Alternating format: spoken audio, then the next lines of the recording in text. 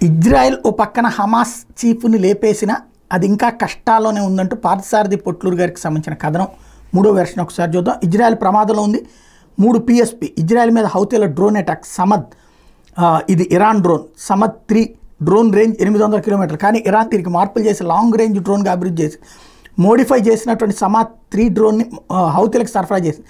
హౌతీలు నేరుగా సమద్ 3 డ్రోన్లను ఇజ్రాయెల్ మీద ప్రయోగించింది. సమద్ 3 డ్రోన్ నేరుగా టెల్ అవీవ్లోని ఒక రెసిడెన్షియల్ అపార్ట్మెంట్ మీద పడిపోయి వెళ్ళిపోయింది. ఫలితంగా ఒక ఇజ్రాయెల్ పౌరుడు మృతి చెందాడు.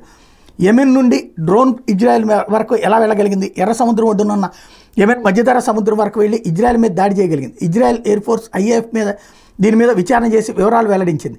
హౌతీలు చాలా పకడ్బందీగా పథకం రచించారు. ఇలా పశ్చిమ యెమెన్ నుండి డ్రోన్ని ఎర్ర సముద్రం మీదుగా వెస్ట్ సూడాన్ మీదుగా ఎరిట్రియా దేశం అట్నుండి ఈజిప్ట్ మీదుగా మధ్యధరా సముద్రం మీదకి వెళ్ళి అట్నుండి నేరుగా టెల్ అవీవ్ మీద దాడి చేసింది.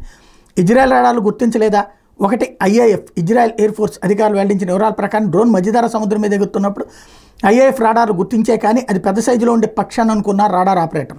2 డ్రోన్లకు ఉండే సానుకూల అంశం ఇదే. అందుకే తేజస్ ఫైటర్ జెట్లను చాలా చిన్నదిగా ఉండేలా డిజైన్ చేశారు. 3 సమద్ 3 డ్రోన్ గంటకి 140 నుండి 180 కిలోమీటర్ల వేగంతో ప్రయాణించింది. ఇంత తక్కువ వేగంతో జెట్ ఫైటర్ ప్రయాణించలేదు కాబట్టి రాడార్ ఆపరేటర్లు తికమక పడ్డారు. 4 డ్రోన్ మధ్యధరా సముద్రం మీదకి ఎగురుతున్నప్పుడు ఓ 4 నిమిషాల పాటు రాడార్ ఆపరేటర్లు గుర్తించారు. దాన్ని ట్రాక్ చేసేలోపు డ్రోన్ రాడార్ మీద నుండి అదృశ్యమైంది. 5 మధ్యధరా సముద్రం మీద ఎంతవరకు IAF రాడార్ రేంజ్ ఉంటుంది అనేది డ్రోన్ ఆపరేట్ చేసిన వాళ్ళ దగ్గర సమాచారం ఉంది. షాడో రేంజ్లోకి వెళ్లే ముందు 4 నిమిషాలు గుర్తించగలిగే రేంజ్లో ఉంటుంది అని ఇరాన్ నిపుణులకే తెలుసు. ఆ రోజు అందుకే సమద్ 3 డ్రోన్ మధ్యధరా సముద్ర జలంలోకి ప్రవేశించే సమయానికి ఇరాక్ నుండి మరో డ్రోన్ మధ్యధరా సముద్రం మీదకి వచ్చింది. అంటే సమద్ డ్రోన్కి ప్రీ పాస్ ఇవ్వడానికి ఇరాక్ నుండి మరో డ్రోన్ మధ్యధరా సముద్ర మార్గంలోకి వచ్చింది. IAF రాడార్ ఆపరేటర్లు దాన్ని గుర్తించి అలర్ట్ చేశారు. IAF జట్లు దాన్ని కూల్చేశాయి.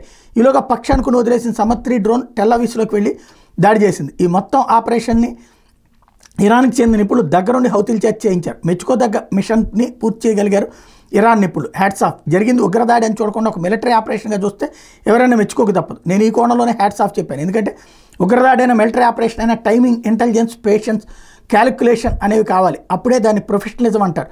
ఈ ఆపరేషన్ నిర్వహించిన తీరును చూస్తే డిఫెన్స్ రంగంలో ఉన్న ఎక్స్పర్ట్స్ని మెచ్చుకు తీరాల్సిందే. ఎందుకు మెచ్చుకోవాలి?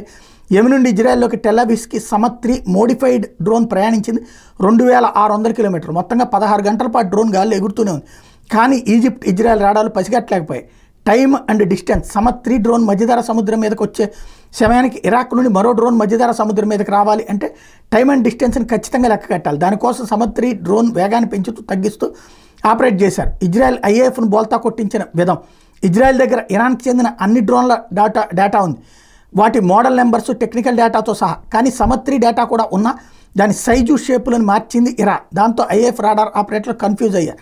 ఎందుకంటే IAF డేటాలో ఉన్న దాంతో సమద్ 3 మ్యాచ్ అవ్వలేదు. దాంతో రాడార్ ఎలాంటి వార్నింగ్ సిగ్నల్ ఇవ్వలేదు.